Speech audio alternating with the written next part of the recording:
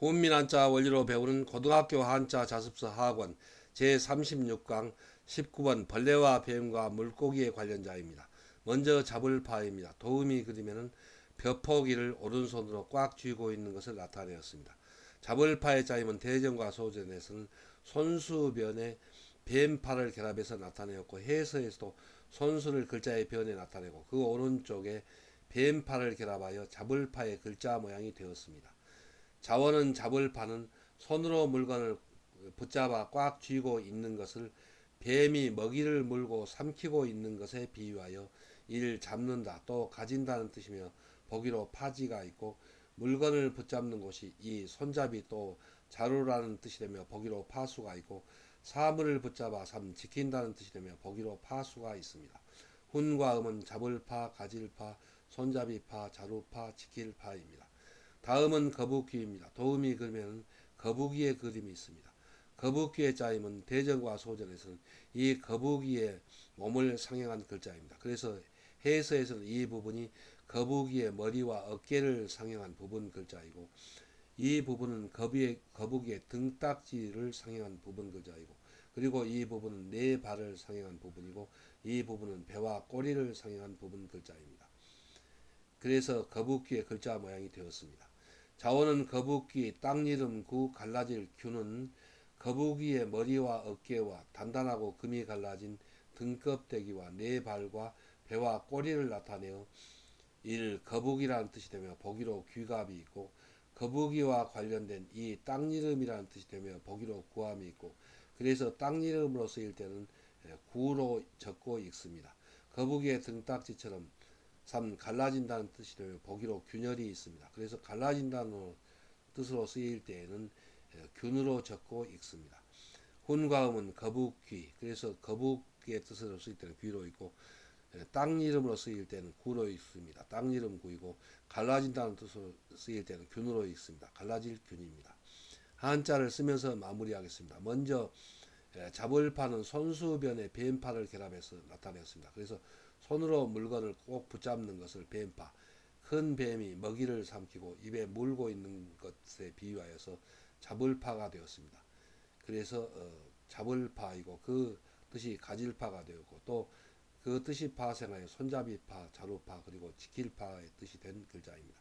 다음은 거북귀입니다. 거북귀는 거북이의 모양을 생각하면서 차례로 써가겠습니다. 좀 복잡함으로 잘 기억해 두어야 됩니다. 그래서 이 부분은 거북이의 머리와 어깨입니다. 그래서 머리 부분이고 이 부분이 어깨 부분입니다. 그래서 어깨 부분을 이렇게 쓴 다음에 여기서 멈추고 그 다음에 거북이의 등딱지에 있는 이 등판을 이렇게 나타내고 그리고 그 배와 꼬리의 모양을 이렇게 나타냅니다. 그리고 그 다음에 어깨를 두 번 가로 그어서 닫으면 머리와 어깨가 완성되고 그리고 앞 발의 모양을 이렇게 가로 꺾은 것이 한 획이고 그 다음에 여기 길게 가로 꺾은 것은 여기서 이렇게 쭉 가다가 여기에서 꿰지 않고 이렇게 멈춰서 이 가운데만 살짝 꿰고 다시 여기를 가로 그어서 이렇게 꿰는 이 부분이 한 획입니다. 그래 본래는 이렇게 꿰어서 썼는데 글자가 현대에는 변화가 있습니다. 그 다음에 다시 하나를 가로 그으면 이 앞발에 하나 완성. 그 다음에 뒷발 하나를 이렇게 가로 꺾고 그리고 뒷발에 그 긴 획을 이렇게 여기까지 가서 다시 멈추고 그 다음에 사이를 이렇게 쓰고 여기까지 가로 그으면 한 획입니다. 그리고 이렇게 짧게 한 획을 가로 그으면 뒷발 완성. 그리고 등딱지 모양을 이렇게 짧게 비치고 오른점으로 길게 끼우면은 거북귀의 완성입니다. 다음은 장려할 여입니다. 도우미 그림에는 저축을 장려하기 위하여 저축은 아래 우수 학생을 표창하는 것을 나타내었습니다. 장려할 여의 짜임은 대전과 소전에서는 권면할 여의 힘력을 결합해서 나타내었고 해서에서도 권면할 여를 글자의 변에 나타내고 그 오른쪽에 힘력을 결합하여 장려할 여의 글자 모양이 되었습니다. 먼저 권면할 여는 언덕이나 굴바위에 사는 굴바위엄입니다. 부지런한 벌처럼 열심히 일을 하라고 벌만입니다. 일 권면한다 또 힘써 일한다는 뜻이며 보기로 여무가 있습니다. 자원은 장려할 여는 부지런한 벌을 본받아 열심히 일하기를 권면하며 힘써 일을 하는 사람에게 혜택을 주는 것을 나타내어 일 장려한다. 또 격려한다는 뜻이며 보기로 장려가 있습니다. 훈과 음은 장려할 여, 격려할 여입니다. 다음은 용용입니다. 도움이 그리면은 용이 머리를 치켜 세우고 몸뚱이를 꿈틀거리며 구름에 쌓여 하늘로 솟구쳐 날아오르는 것을 나타내었습니다. 용용의 짜임은 소전에서는 이 치켜 오르는 그 용의 머리와 그리고 용의 몸과 날아오르는 것을 나타내는 날아오르는 것을 상행한 부분 글자를 결합해서 나타내었고, 해서에서는 이 치솟는 용의 머리를 상행한 부분 글자를 획줄임하여 설림 모양으로 나타내고, 그 밑에 용의 몸을 나타내는 몸육이 6달러로 변형한 부분 글자를 결합하고, 다시 그 오른쪽에 이 날비의 뜻을 나타내는 날아가는 것을 상징한 부분 글자를 결합하여 용용의 글자 모양이 되었습니다. 자원은 용용은 신령스러운 상상의 동물인 용의 상형자로, 지금의 글자는 용이 머리를 치켜 세우고 몸뚱이를 꿈틀거리며 구름에 쌓여 하늘로 솟구쳐 날아오르는 것을 나타내어 용이라는 뜻이 되며 보기로 용호가 있고, 신령한 용이 상징하는 이 임금이라는 뜻이 되며 보기로 용상이 있습니다. 훈과 음은 용용, 임금, 용입니다. 한자를 쓰면서 마무리하겠습니다. 먼저 장려하려, 격려하려는 굴바위어 밑에 일만만을 결합해서 나타내는데, 그 뜻은 그 굴바위 밑에 사는 일만만은 벌의 뜻입니다. 그 벌이 매우 부지런한 것처럼 부지런하라고 이 권면한다는 뜻을 나타내서 이 권면하려의 힘력을 결합했는데, 그렇게 힘써 일하는 사람에게 어떤 혜택을 준다는 뜻을 나타내서 장려하려 또 격려하려가 되었습니다. 그래서 권면하려의 힘력을 결합하면 장려하려, 격려하려가 됩니다. 다음은 용용입니다. 용용은 여러분들이 기초학습편에서 파자기억법으로 공부했습니다. 그래서 용용은 이벌복귀 3인이라 그래서 설림 모양을 쓰고, 그 밑에 몸육이 변형한 다롤 모양을 쓰고, 그리고 전복, 몸기, 석삼을 쓰면 됩니다. 그런데 이 부분을 쓸 때에는 이렇게 전복자 쓰는 것처럼 쓰지 않고 가로 그은 다음에 내리그 가로 꺾은 획을 한 획으로 합니다. 그래서 여기가 몸기의 시작입니다. 그래서 몸기를 나타내고 그 오른쪽에 석삼을 결합합니다. 이렇게 해야 16획이 됩니다. 만약에 전복자를 그 전복자의 필순대로 쓰고 몸기를 쓰면 17획이 되어서 옥편에 있는 획수와 맞지 않습니다. 용용은 이벌 복귀 3입니다. 다음은 엄습발습입니다. 도움이 그리면은 조금 전에 용용에서 보이는 그 용이 더 많은 구름에 쌓여 있는 것을 나타내었습니다. 엄습발습의 짜임은 대전과 소전에서 용용 밑에 오디를 결합해서 나타냈고, 해서에서도 용용을 글자 위에 나타내고 그 밑에 오디를 결합하여 엄습발습의 글자 모양이 되었습니다. 자원은 엄습발습은 용이 구름에 쌓여 하늘로 솟구쳐 오르듯이 죽은 사람에게 옷을 갈아입히고 배로 싸서 염습한다는 뜻이며 보기로 염습이 있고, 적군을 포위하여 엄습한다는 뜻이며 보기로 습격이 있고, 관습에 따라 이어받는다는 뜻이 되며 보기로 세습이 있고, 옷을 사 껴입는다는 뜻이 되며 보기로 습이가 있습니다. 훈과 음은 엄습할습, 이어받을 습, 염습할 습, 껴입을 습입니다. 다음은 소생할 소입니다. 도움이 그리면 환자가 깨어나서 기분이 좋아서 두 팔을 올리고 입을 크게 벌리고 있는 그림이 있습니다. 소생할 소의 자임은 대전과 소전에서는 풀초 밑에 깨어날 소를 결합해서 나타내었고, 해서에서도 풀초 머리에 깨어날 소를 결합하여 소생할 소의 글자 모양이 되었습니다. 먼저 깨어날 소는 굶주려 몸져 누운 사람이 물고기와 곡식을 먹고 힘을 내어 이를 깨어난다는 뜻을 나타내는 부분 글자입니다. 그래서 물고기어의 곡식의 뜻을 나타내는 벼화를 결합했습니다. 자원은 소생할 소는 알아 누워서 죽을 것만 같던 환자가 약초를 먹고 정신을 차려 깨어난다는 뜻을 나타내어 이를 소생한다는 뜻이며 보기로 소생이 있고, 약초가 가래를 삭혀주어 기침을 낫게 하는 것이 이 차족이라는 뜻이 되며 보기로 소엽이 있고, 나라 이름으로 쓰여 소련이라는 뜻이 되며 보기로 소련이 있습니다. 훈과 음은 소생할 소, 차족이 소, 소련소입니다. 한자를 쓰면서 마무리하겠습니다. 먼저 엄습할습은 용용 밑에 옷이를 결합해서 나타내었습니다. 그래서 용이 구름에 휩싸여서 하늘로 솟구쳐 오르는 것처럼 죽은 사람에게 옷을 입혀서 옷을 입히고 또 배로 싸서 염습한다는 뜻을 나타내서 염습할습이 되었습니다. 그래서 위에 있는 용용은 여러분들이 이벌복귀삼으로 결합하면 쓰면 되겠습니다. 그래서 이벌복귀삼을 위에 나타내고 그 밑에 OD를 결합하여서 염습할습이 되었습니다. 그리고 그 뜻이 파생하여 이어받을 습, 또 엄습할 습, 그리고 껴입을 습이 된 글자입니다.